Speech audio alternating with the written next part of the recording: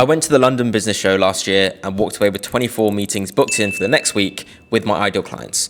Now, most people, when you go to events, is you walk away with a stack of business cards, some contact info, but nothing actually materializes. So what I wanted to do is to walk through my 5-step playbook. If you're going to events, you're going to conferences, but you're just not seeing the leads come through that you want from it, is how we can solve that problem. So step number 1 is you want to do your homework. Okay, and so what I mean by this, before an event happens, what we like to do is we actually go in and we try and pull out and scrape out the speakers, the exhibitors, and the attendees, if we can, of that event. Now, good places to do this will be the main events page that you're going to. If it's a LinkedIn event, then you can actually scrape out some of the attendees on there. And the main thing that we want to do is to understand the types of companies that are going, and then understand who are, or which of those are in our ideal client persona. And the second thing is to then find out who are the people that are attending this event from these companies. The first thing you want to do with the company list is to actually enrich that to make sure we get all the information we can. So the way you can do this is super easy. In Clay, you can create a new table, company list, and just enrich the company. Another way to do it is in Apollo.io. You can literally go in the filter, go into companies, and just paste in a bunch of the domains of the companies that are attending, and then it can pull out the actual company details there. What I like to do at this stage is to then export the company list separately from the lead list. The company list, send it into Claude or ChatGPT and say, hey, based on our ideal client persona on a company level, which of these companies fit that criteria? Now, what it will do is it will go through like the data that it has and makes a best guess and best estimate based on that list on who would be an appropriate company for us to go after. The second thing you want to do is to then obviously find the leads. So what we like to do is firstly, if there is an attendee list of the people, then cool, we'll go ahead, figure out which one of those attendees are on the list for the company fits that we have for the company list. And if they're on there, then great, we can add that to the list of people we want to outreach to. The second thing we can then do is, if we haven't got an attendee list, is to actually make a best guess based on the type of companies we're going after. So typically, smaller companies, you're looking at founders, C-suite team going to these types of events.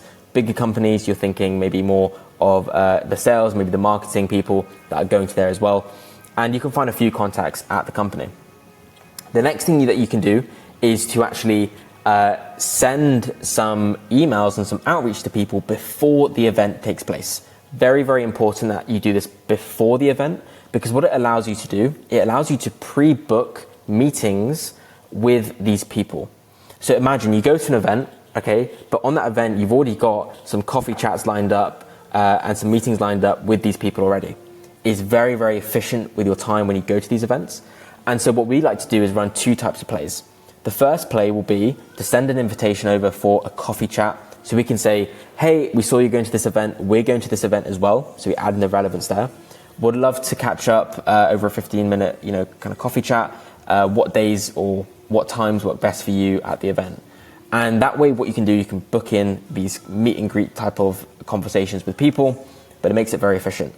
The second play we like to run for pre-event invitations is actually the B2B podcast angle. So I tell companies all the time, if you haven't got a podcast, you need to create some type of podcast internally, because it allows you to have some type of platform with authority to invite people in and then get your foot in the door and a conversation rolling with your ideal clients. And so the play that we like to run, and when we ran this, by the way, we got 29% of people we contacted to book in a meeting with us and have a conversation with us, which was just insane from, a list of cold leads essentially. And the way we'll frame that messaging is around, hey, you saw you're going to this event, we're going to this event as well. We actually run this podcast, which has had companies on like X, Y, Z, where we interview people like yourself. We'd love to, speak for 15 minutes just to see if it's something that you'll be interested in. What times, what days at the event makes the most sense. And then from there, you can book in this conversation. You get much higher conversion rates on this podcast invitation method, which is why I do recommend it. But ultimately, you want to do your homework, pre-book some meetings, and so you can start the event in a really good way. The second thing is to really think about, if the exhibition, the event has booths, if it makes sense to spend the money on a booth. The reason why I say this is a B2B SaaS company we onboarded a few weeks ago. They were spending between $3,000 to $13,000 per event, which is insane if you think about it, because it's quite a high cost overall. And so what we recommend is actually to think about, hey, does it make sense to get a booth? Does it make sense to spend the money? Or does it make sense for me to just work the floor, go around, speak to people as much as possible, and just start conversations with as many people as we can? When you're in a booth, you're a little bit restricted to the footfall you might have, people coming down, people seeing, a little bit interested. Whereas if you're just kind of going around the event, you can speak to all the other exhibitors at the event. You can speak to loads and loads of guests as well. And if it's a networking event, then you probably don't have a booth, and so you'll be doing that anyway.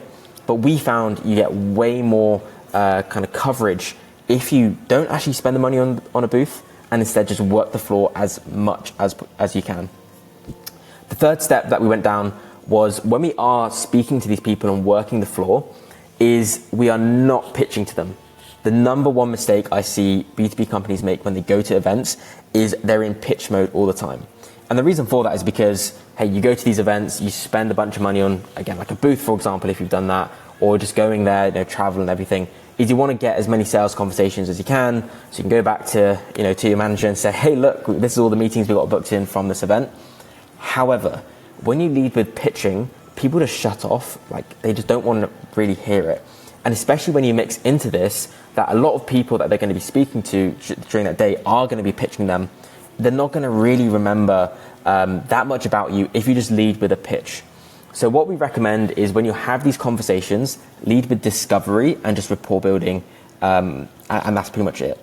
So you want to really understand about them. You can let them know about yourself as well, build that rapport. And with a discovery side of things, what we mean is you can sneak in some of your sales discovery questions into this conversation. So for example, if I'm speaking to a founder of a B2B company, I'll be learning about their business, what do you do, all those different things. Okay, cool. What's your go-to-market plan this year? Like, what are you seeing working in the company when it comes to growth channels and all those different types of things? Because what it allows me to do, it allows me to bank this information. So then when I book in, some type of call with them or, outreach to them or whatever that could be, I have all of this ammo from their mouths, basically, which is amazing. So you want to really qualify them from a conversation point of view. Now, when we're having this conversation, it's really important that we get a next step with them on the calendar. So step number 4 is make the ask and book them in on the spot. So what do I mean by this? So when we run this podcast play in particular, is we get them to actually book in an intro chat on our calendars for the next week. Because what it allows us to do, it allows us to get another touch point in the calendar. The podcast angle works really well at just getting a yes anyway as a next logical step. But what you need to understand if you haven't got a podcast, for example, internally, is what is a next logical step that your buyers can take or your leads can take, which will get them closer to becoming an end client with you. So what I mean by this is very, very simple.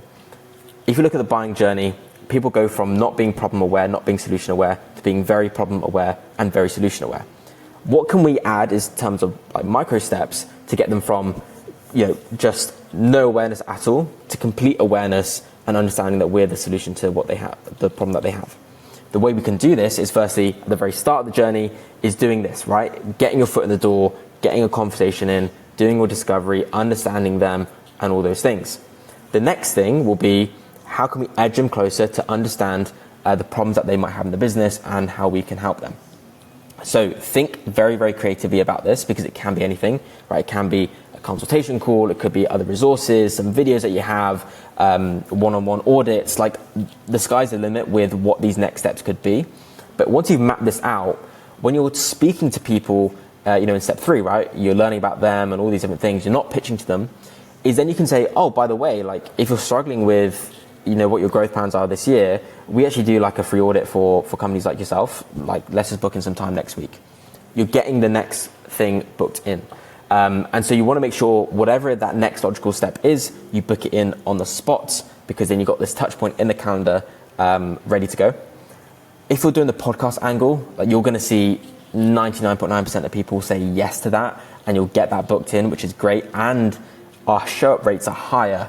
Because when it comes to the podcast angle, so many things come into it, right? About, we're stroking the ego a little bit. We're going to interview them. They get free content. It's just a huge value add for them. So they pretty much always say yes to it, which is amazing. But if you haven't got that, there are other things you can think about which will also work for you. Step number 5.